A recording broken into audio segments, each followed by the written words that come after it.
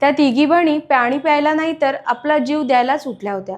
सध्या विदेशी सिरियल्सचं फॅड जीवावर देखील बेतू शकतं, याचा पुरावा म्हणजेच ही बातमी आहे। सोशल मीडियावर सध्या व्हायरल होणाऱ्या या बातमीने सर्वांना हेलावून सोडलंय। होय, गाझियाबादमध्ये एकाच कुटुंबातील 3 अल्पवयीन बहिणींनी आत्महत्या केली आणि संपूर्ण देश हादरून गेला आहे।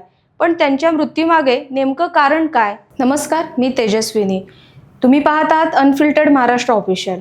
उत्तर प्रदेशातील गाझियाबादमधून आलेली ही बातमी केवळ एक गंभीर गुन्हा नाही, तर आजच्या काळात कुटुंब, पालकत्व, तंत्रज्ञान आणि मानसिक आरोग्य यावर गंभीर प्रश्न उभे करणारी घटना आहे। ही घटना मंगळवारी आणि बुधवारच्या मध्यरात्री घडली। भारत सिटी परिसरातील B1 टॉवरमधील 9व्या मजल्यावरून 16, 14 आणि 12 वर्षाच्या 3 बहिणींनी उडी घेत आपलं जीवन संपवलं। रात्री सुमारे 2:18 पोलिसांना माहिती मिळाली। 80 फूट उंचीवरून पडल्याने तिन्ही मुली गंभीर जखमी झाल्या। रुग्णालयात दाखल केल्यानंतर डॉक्टरांनी त्यांना मृत घोषित केलं। पोलीस तपासात हळूहळू धक्कादायक बाबी समोर येत आहेत।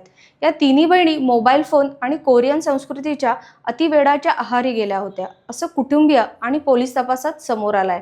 के-पॉप, कोरियन ड्रामा, संगीत, कार्टून या सर्वच गोष्टींचा त्याच्यावर विशिष्ट प्रभाव होता आणि तो इतका वाढला की त्या स्वतःला भारतीय मानायला तयार नव्हत्या। माहितीनुसार निशा, पाखी आणि प्राची या तिन्ही मुलींना आपले नावही बदलून घेतली।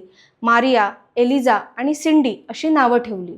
या कुटुंबावर आर्थिक संकटही मोठं होतं। मुलींच्या वडिलांवर सुमारे 2 कोटी रुपयांचं कर्ज होतं। वीज बिल भरण्यासाठी त्यांना मोठ्या मुलीच्या मोबाईल फोन काढून तो विकण्याचं समोर आलं होतं। याच गोष्टीच्या तिन्ही बहिणींनी मानसिकदृष्ट्या पूर्णपणे कोलमडल्या।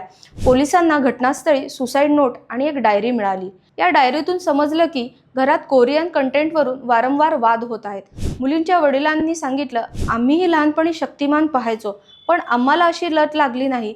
त्यांनी स्वतःची चूक मान्य केली। मी मुलींकडे पुरेसे लक्ष दिलं नाही, असंही ते म्हणाले।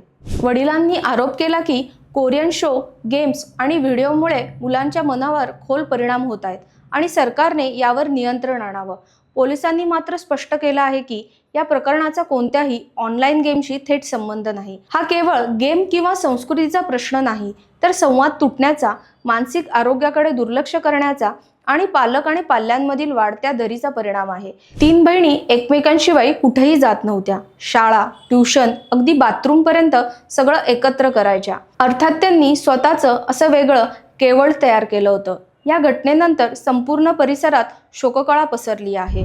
आज प्रश्न हा नाही की कोरियन संस्कृती चांगली की वाईट, प्रश्न आहे की आपण आपल्या मुलांचं मन किती ऐकतो। मोबाईल बंद करता येतात, पण भावना बंद करता येत नाही।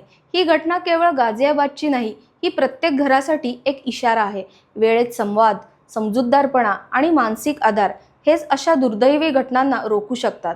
गाझियाबादमधील ही हृदयद्रावक घटनेवर पोलिसांचा तपास सुरू आहे। आपण बातम्या पाहतो, पण अशा घटना पुन्हा घडू नयेत यासाठी समाज म्हणून जागरूक असणं अत्यंत महत्त्वाचं आहे। हा व्हिडिओ तुम्हाला माहितीपूर्वक वाटला असेल तर लाईक करा, शेअर करा आणि सबस्क्राईब करायला विसरू नका। धन्यवाद।